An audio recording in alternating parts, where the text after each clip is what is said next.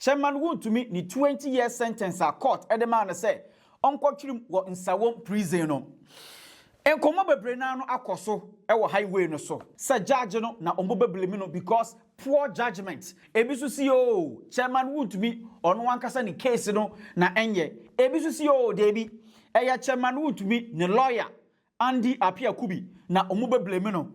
Na judgment no minim se wonya bi akan ana se wonya emu nsem etie dia because lawyer Samson ayenani wakasa just say nia ekos wo court any impo judgment na nkasa lawyer Appiah Kubi debi lawyer Samuel Atta Akyea also wakasa on this particular judgment way masrawa so we share video we na oba share wadwen amam your comment section ho. Follow Trends GH on YouTube, Facebook, Instagram, TikTok, NX bibia Trends GH. Na like video we so mame. Nano de Nala money transfer app necessary ebusuan first send this car me we busuan for Ghana, wo UK, US afana bibia wo bia no because Nala money transfer app we send this ke bepiem wo Ghana ebusuan omon charge so na omukuta the best rate. Na wo send this car na we use the promo code Trends GH because Nala money transfer app omo achade ema wo first transaction na obaye no Nala money transfer app omo becha $20 bonus na yenko yanim asam na nkasa ne se na nya se Chairman Wontumi ene akonta mining omo ni license se omo ba mining wo Samra boy ho no omo wo license pa se omo ba mining na mbom no asam titru pa ekopiem wo court ne se Chairman Wontumi ne mining concession na ewo Samra boy ho no odi ama nipa bi momo egbueruma omoso no nia omo ye oho no eye illegal but wo hwa asem court na according to Chairman Wontumi o se enya de a oma Henry Okum ene jedu ne se omo nkotu gold ewo ne mining concession na ewo Samra boy ho no nembom no o ka kire Henry Okum ene jedu ne se omo nkoye land reclamation na omo mfa so enua kube ewo bebi a ono Chairman Wontumi one mine ewo Samra boy concession hono but according to Henry Okum eni jedu no omo so kiremu a bebi a ono Chairman Wontumi wadidi awie no ebusua omo si akire na no de omo so no obunkotu gold ewo ho na sika omo benya no na omo de aye land reclamation inti wo hwemu a aha the bone of contention no ewo den asem pote na ekoso ewo courtroom wa edidimu a judgment we kura no ekoso in the first place. Private legal practitioner lawyer Samson ayenani ladi wakasa na wotie nchechiremu a ode ahyehyɛ so a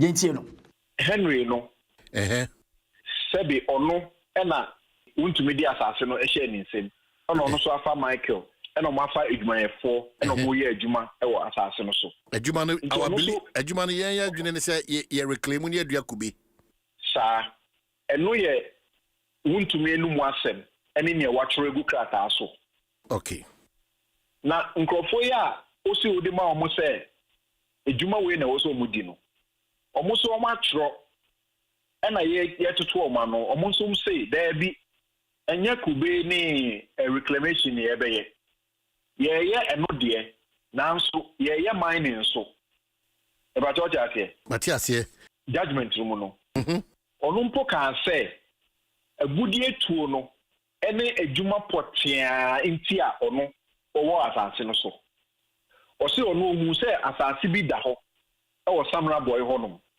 na ono opese okoye hu adwuma because ono a small scale miner enti also okoye saa hwehwemu no Minerals Commission ka kire ne say why too late asase no de ye de ama akonta mining dadada into ono ye ka kire say de ama akonta mining no e no so ye say ene akonta mining de minimu ane Wontumi Wontumi so ye madamfo into ono so frɛ Wontumi no say yes ade ye odi a me so mehia bi e na Wontumi ma no kwan say onko na bebia yenya ntutu egudie no because ye tutu egudie we so bebre but baby o wa yenya ntu egudie the mine portion onko no nko mine ho na o mine ho a sika obenya no onfa eno emfa nya reclamation enti sabi ne Wontumi kae no eye no kre se oma no kwan se wo mra so no mbeye reclamation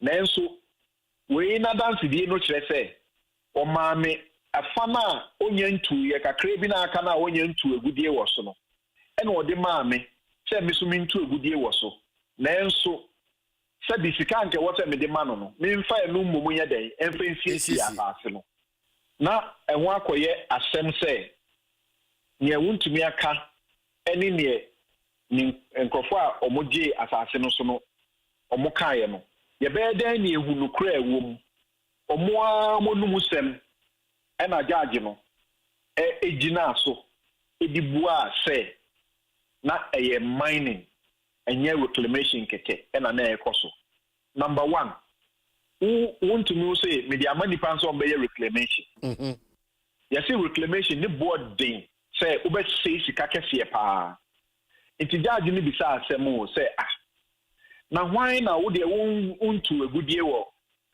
asase so na ye de asase ama say wo de ye reclamation abra ye ma wo sika abra ye ma wo machines a wo de be yes adwuma ni na because ye hwehwe mu no wo say ode ma wo no wa ma wo sika wa ma wo machines a wo so wo de ye adwuma no Wontumi wagye atumu se ampa me de ma no me ma ni sika me ye no ayi inti wan pa na sebe na adwen mu fa obi agye asase etumu agudie wie na ono de wagye atu no ho se watu agudie wie e na ode ama me de me ba ba hihye ayi me ba ba siesie so ama Wontumi anu yi ni se obedua kube na kube no eso a na watete na odenya ono so de nya ne mfaso e na judge ne say asase no de ohwa ento asumu kra because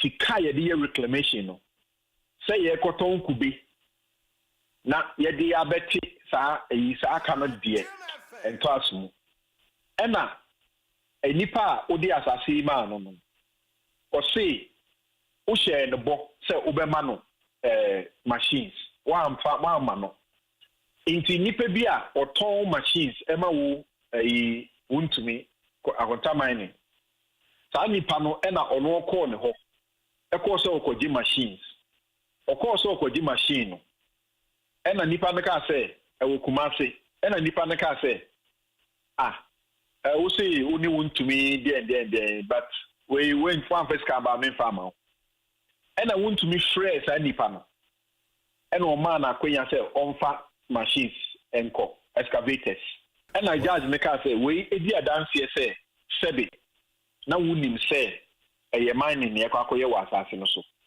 enu akire odi machines no koye no ochire daako no ye regional minister for Western region yeah o say Rexec omo ye meeting ewu say na galam say egudie tu na ekoso wo ho no na how mo omaso di ade na how mo kese enti omo provide protection bi ema we no mo na omo ye adwuma say omo so mpeso omo ye reclamation na omo ba ba ye say adwuma no enye nipa a wo say ode adwuma na ama no a wo say oye mining service provider nipa no so watro kreta mu yetoto na no so o say onye mining service provider or ye small scale miner wow na sa nipa no small scale miner mining service provider so a mining service provider also ye reclamation and no so no ye wo hu krata e wo say okoje oni sa krata no and the nipa say I some aka no kra me si mi ni krata na ntia mi ni krata no say nyam adwuma no no me a small scale miner so there e sika na me pe ena omu kire mu say abra omu kiro akoma Rexec say omu hia mmoa no omu de akonta mining ni letterhead ena de kiro krata no enti wo ka say wunnim hu bi say mining bi koso wo ho a enye no kre because nipa na wo ye adwuma no so woni pa se na mining na ekoso nti eba ne say na akonta mining letterhead and ye dey throw letter wo asan ase a ye dey call regional security council ekoji abanbo ema omuma amodi ye adwuma no and also ono kra no de ni onim ni say reclamation no mo ye but on call asase no so da no say na obi a odi adwuma saa ama no e na wo so nko asase no so da na wakoji security ama na nko asase no so da omotototo na no ana se da bi kan o keka se wo nko asase no so da ne nkeka ho ni na akire se unim pa se dwuma we na na ekoso e na omo ka se eye company enye chama Wontumi e na omo hwe mu no ye see company no Usha company na ni juma bia wodini na krata bia na ho omo ni Wontumi enya nkitahudie ni na so ye de nim se ye ni Wontumi na enya nkitahudie ye see omo ya agreement krata ni ho eye oral omo ye omo akọ land no so di juma enti obi a se ye nim akotama ni nim wo nkomodie bia ye di bia na ye wo ye no na edi anya akotaman nti court no hwe mu ina no se so wo de asem no ko share company na enye ye because company ni ye sha wa ye one company no musu mu ye nipa mienu na mo ye company wo ni na kwame anti ye tutu na no se kwame anti wo hia o se 2021 2022 mu o baabi na o se wo tu kwan o hu no biom asase no so Uji home krata 2021. Abra wo ni we no mu eye insission so omumba mbeye reclamation se ne wo kire no. Sa abra no na kwame ntwikra so oni hobi.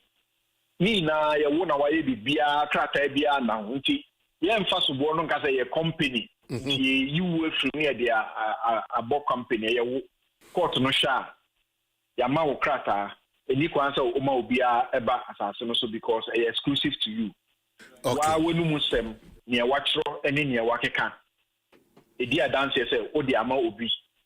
Okay. Nipa na odi ama no so edi adanse esi mu kena say ampa odi ma no. Obumra. Okay. Let's ejuma bi wo so. Ejuma na odi wo so no. Obua no no odi sa ejuma no. Purposefully facilitating mining. Obua no odi sa ejuma no. There should be a say ampa we yes also. Emra no kire say kwadu aye de ball no. Ana kwadu aye de ball wo mo no. Say udi for e was say judge no. Emma wo 15 to 25 years. And it was within the threshold. Wow. Emra no say e was say oboni panoka sika say. Inti nie emra no kire ye no. Judge no ejinaso. After this, na lawyer Samson Ladi ochem say, what share how chairman Wontumi ne lawyer Appiah Kubi otako assemble wo courtroom wana ebusuan odwene ho onte ase na nye ono kwa na onte ase impo judge odi assemble Justice Audrey Kokuvi ono kura no ne judgment no na odesumbo ebo lawyer Appiah Kubi ayese wanye na dwuma yie as lawyer adenti na judge odi assemble no okasa yantu yebo na yentie lawyer Samson Ayenani Ladi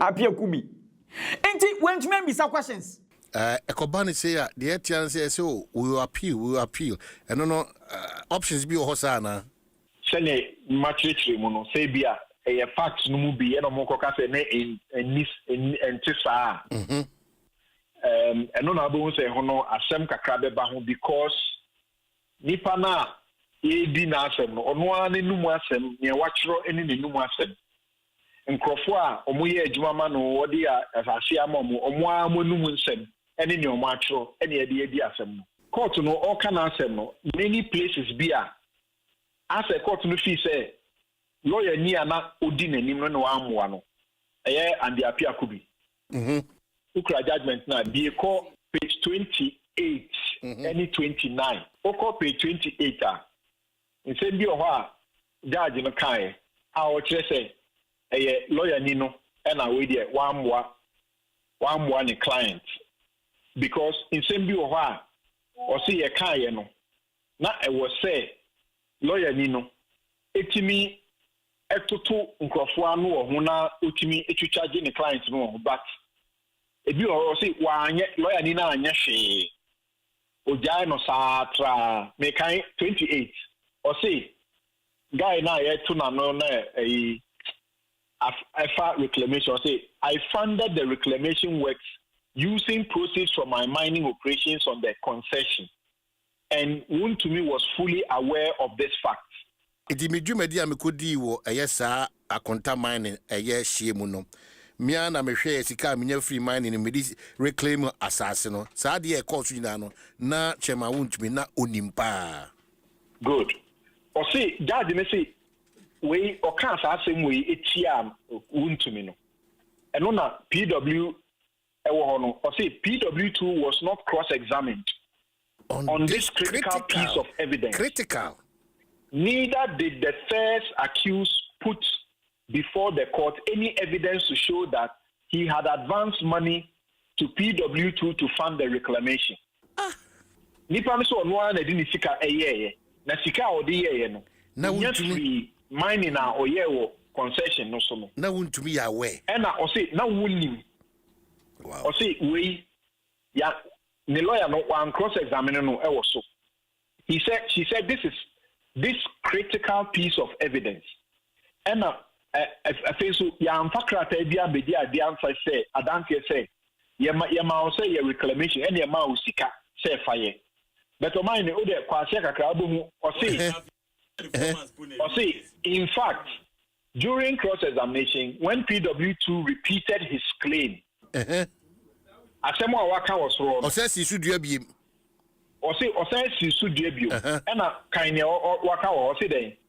Counsel for the first and third accused did nothing about it. Nothing about it. Nothing about it. Yeah, I say Appiah Kubi nothing about it. Judge said, near course to me, you be no question. Were you able to extract some gold in your operations? About your way, sorry, me preach you translation. Were you able to extract some gold in your operations? Utiminya gold be every a year, one number two, and a Jumedi or Diwana. Nanu ye, yes, of course. That was my aim of going there. Ampa and the correct, and then the time, and Mamma de Coho. Yes, out to Nanubium. And when your staff were arrested from the site, they took away some amount of gold. Is that correct? Ebra ye chi wajuma ifuibino, ye fa ye gold be every ho, and correct. Nanuye, yes, my lady. Hey. And yes, I be Sanubium. And this gold was not from illegal miners, but from your operations. Nasa gold. No? Yes, my lady. Nasa gold no. Enye one tu fuma gudi omuntu ni kwanso no mofa eye wa wudwumadi odi no ana de sa gold ba o se ane miura oba form kakra obeti asemo judge ne sa kai judge ne say PW2 has expressly, emphatically and consistently refuted the claim that he ever agreed say opini say ono de sebe oye adwuma che into mo to gold ewie and I'm also on umbra asasuna on the reclamation. Having rejected the allegation, the burden rests on first accused to lead evidence on the probabilities to show that PW2 had agreed to the alleged arrangement. No such evidence was, however, led in this case. No such. Yeah. No such. Apart from Mahano, baby, what was a judge in your park and say, Nipa and lawyer Nina am one. Because in some way, was a to Nipana or the to Odi or can and some new clients no sono. Ye kai and una uja house atra one yahoshi. Menyamina make our judge say nothing was done. And I now can appeal. I said, Atta Akyea be mu a tree. Second, no more you cry and Atta Akyea be. Into Okoya appeal. It was one of these things. between the grounds of appeal. And or file appeal normally or file appeal now or file for bail pending appeal. It may between about say file appeal now obenya bail abra appeal no air cost.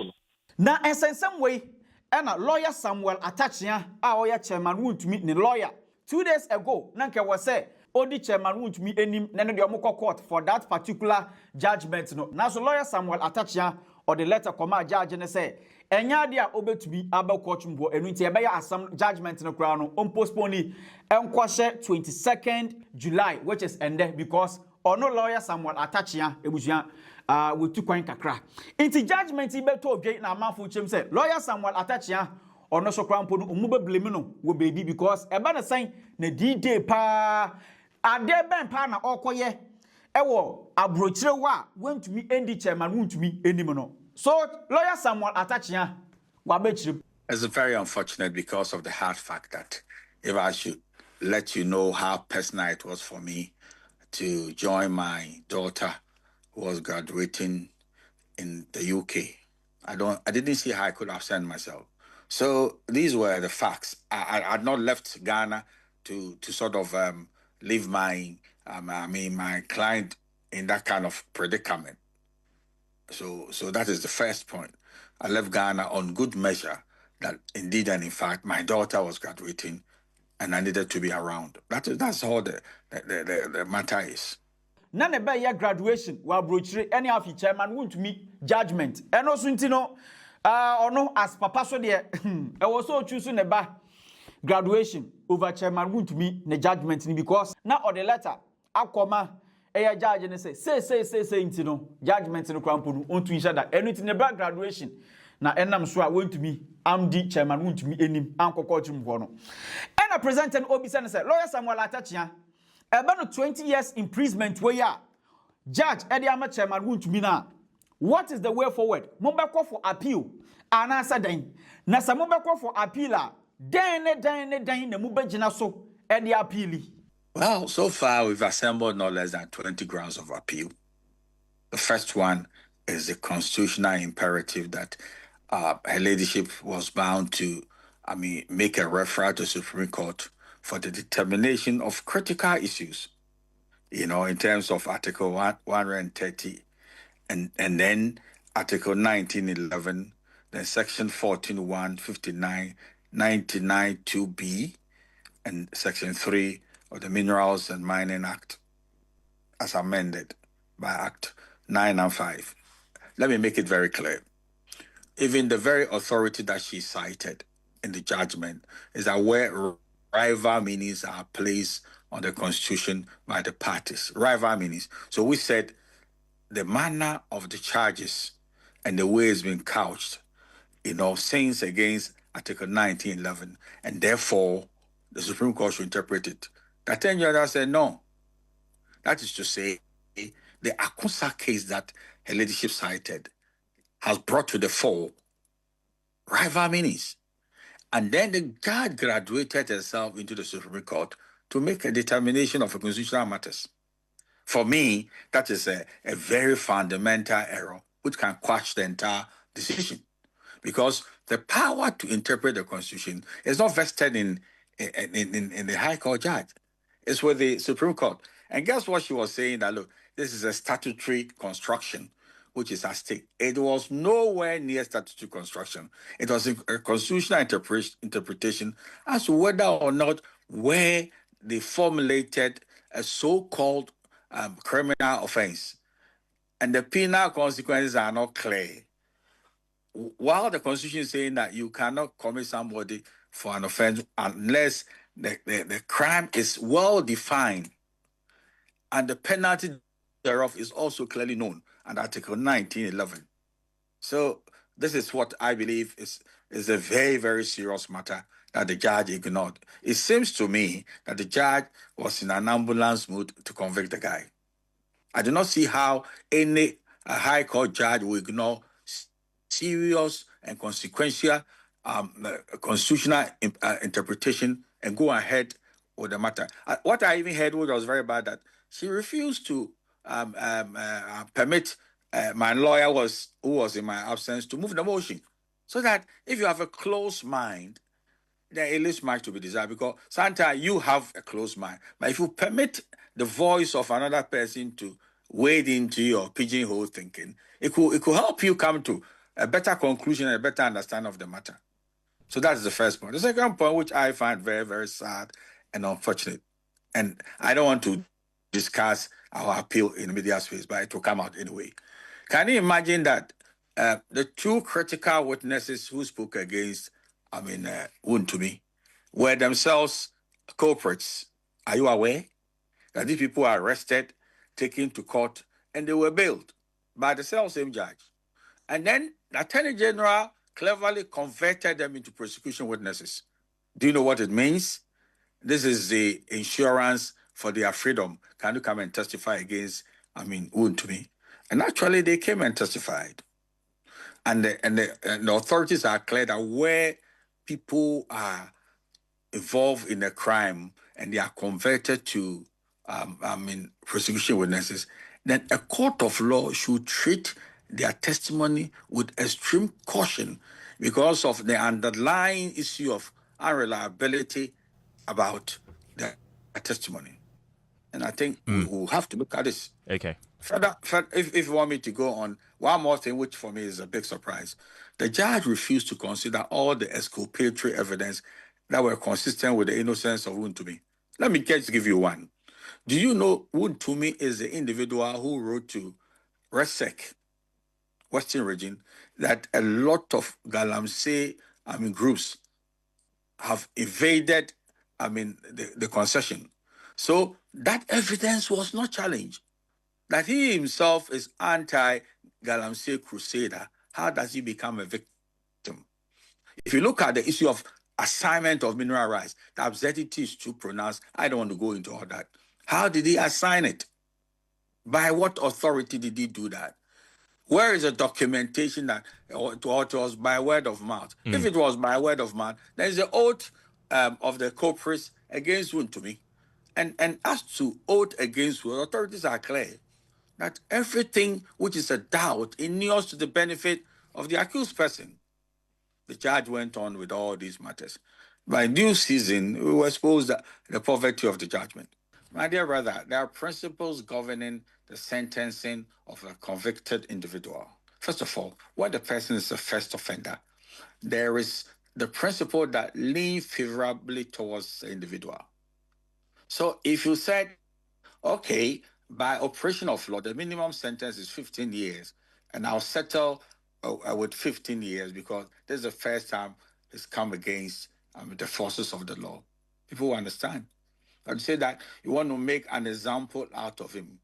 And I don't want to go political here, where we know an army of individuals who, with the greatest of respect, are doing Galamsey and with cheeky ease. The government has not gone for them. That will lend credence to the fact that why is this guy the scapegoat in the realm? And why should he be visited with such a high sentence?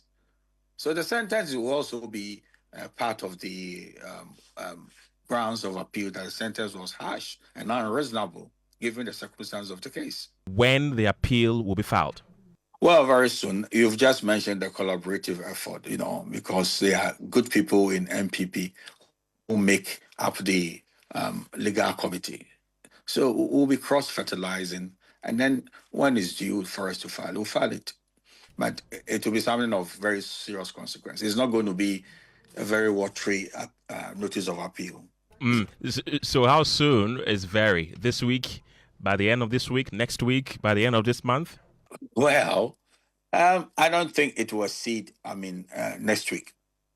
All factors being constant, it wouldn't exceed next week. We'll be able to formulate, serious grounds of appeal, which will be filed. Ebano Chairman Wontumi ni 20 years imprisonment year. In komo bebre na no akoso highway no so. NPP Oma describe Chairman Wontumi imprisonment no as political prisoner. Ebi so kura chema debi eye persecution bi krampo na ekoso against Chairman Wontumi. Inti nkoma akoso no Oyerepa FM host Pakwesi Paka Wilson o chem se akoyese asem we no amanfo bi empesa omo baka no kra ewo ho eno nti ono pa kwesi paka Wilson no kra sem a onim wo mu no ono so beka yema ahwefo nti enoma biase because MPP for the person who create narrative ni say politics and ama edejele wontu enye politics mbrano enedi indeed Wontumi no concessional or say mine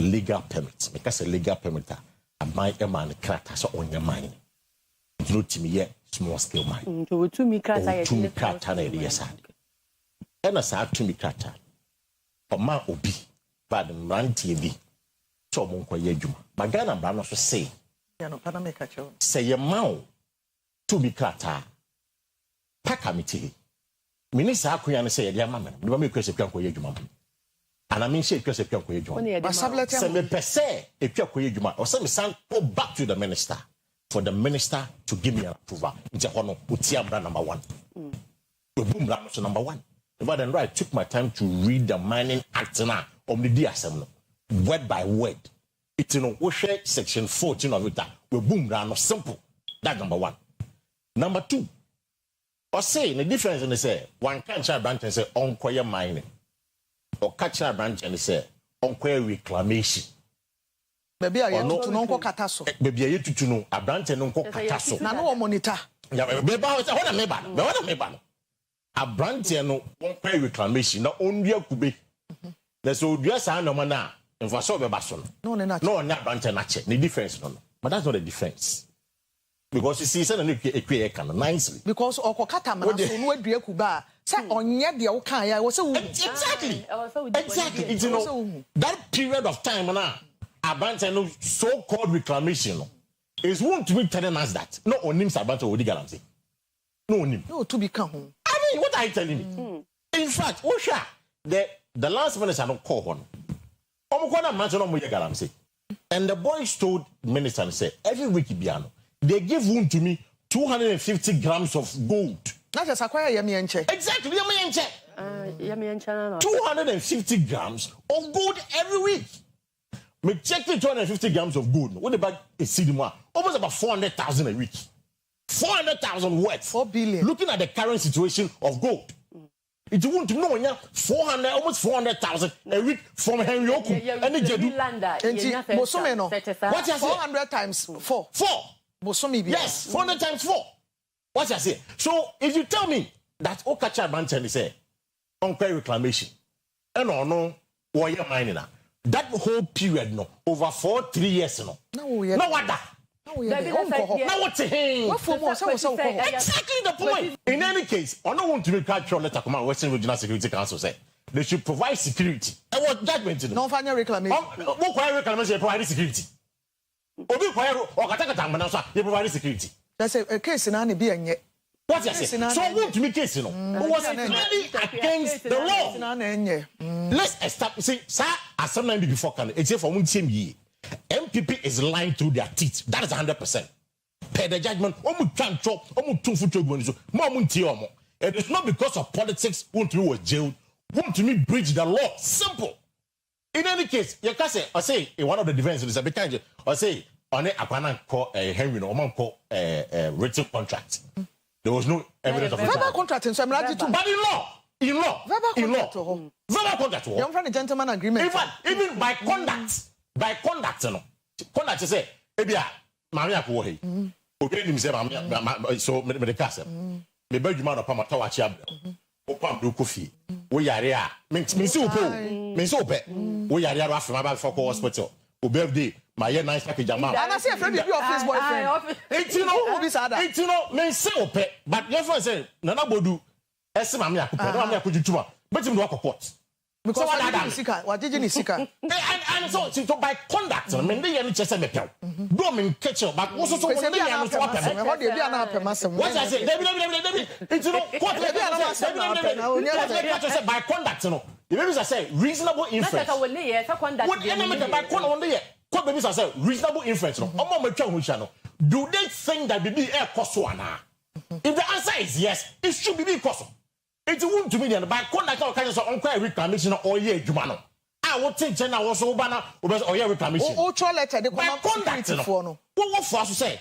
edwuma na wo no wo fo aso and I see omukwachi omon so no they were in the shelter of contaminated buildings omuta contaminated cars company cars so what are you telling me Nobody said there was in dynasty. And I know what it means is that what want to me, you know about what is happening. Only more presence or it won't to me for now with you. By law, judge in a shame your war and no boy. And this are all license and will be so before in the first place. Yeah, and a man and a mama cast 20 years and a Dawson. A man that will say. Ushamani acting in Bia, and maybe a bar, yet the whole sanctions a cat. Mining acting a bar, and the sanctions say, yet two and many dibua, who come between 15 years and 25 years. Until the judge than 15, until the Sapa Pepe. So the judge could have given him 25 years. He could have given him 15 years. He chose to give him 20 years. Exactly, the sign of vanity. If I chairman Sabonsu was I who led it. Say 3 years, you know. Next, I don't know. I was something in impunity. I was saying, question no call 15 to 25 years. Wontumi has 3 cases in court. Bako and the idea, you know. Say, the 2 Nakano. Say, the idea of prison aba. Aye. You obefi prison aba. So what it means is that say no so ebubona. Obese no so aka ho. Yanko PM Prophet Kumchacha na kache because Chairman Wontumi ni 20 years imprisonment here. And a Prophet Kumchacha wa be kire mu say wa so daye bi about Chairman Wontumi na daye mu nsem a Prophet Kumchacha o ka no. Chairman Wontumi na busuafo na dofo emon paye ma Chairman Wontumi. Fifi adia mimi hu ewo Chairman Wontumi ho eye enura dayem niam nyame yi kire me ewo dayem ame memet osofu Kumchacha me hu ye se Chairman Wontumi fifi se wurade ani Chairman Wontumi ho afofi a na wurade anka Chairman Wontumi ho a na Chairman Wontumi demu a ekodu nasia fifi obewu obewu die me hu na hu na dream. Yes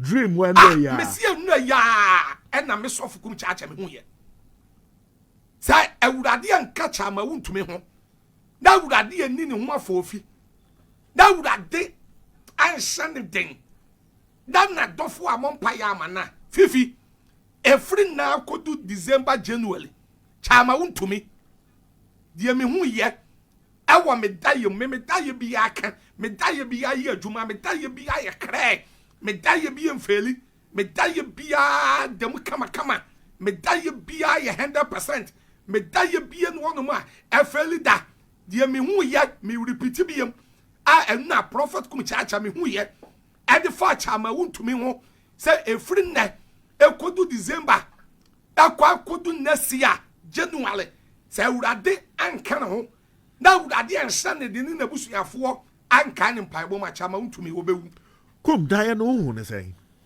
me usa Chairman Wontumi odamu a na why say woyale na nani so aburi no na wati ahwe otifhwe ye no e no wra hye no to hospital owo kode kwan so atim no wawu owo kona ekwan so tim that Chairman Wontumi no wawu aye daye so na fifi maso obi so daye no obi ni ho obi so daye no obi nyina ho sabe kwasia na ju obi daye ho akiniye kwasia na obi eso daye a ogira wo kasa enye no kora wo je ho akiniye me so daye na woni ho de awurade ema Prophet Kumchacha me hu ye ena meka enti fifi Chairman Wontumi abusua ene na dofo mo mpaye ma no odi opa bonne date to na me kora no me mo kansen me we hye ebebam what you say obebom mpaye tia yeah oh na fifi ni panua ni nipa yeah obebom mpaye me kora me pese ebebam sa se ye wo ho na ya tese yesi Chairman Wontumi wawu Chairman Wontumi wa firim dabi me sof Kumchacha kora me mpene sa ba de me hu no eye daye me de fifi daye de me daye de kapao feel free na kyerɛ wadwuma me comment section ho na share video we sɛ na ɛbɛyɛ afoforo so ɔmo nsa ɛbɛka bi makraw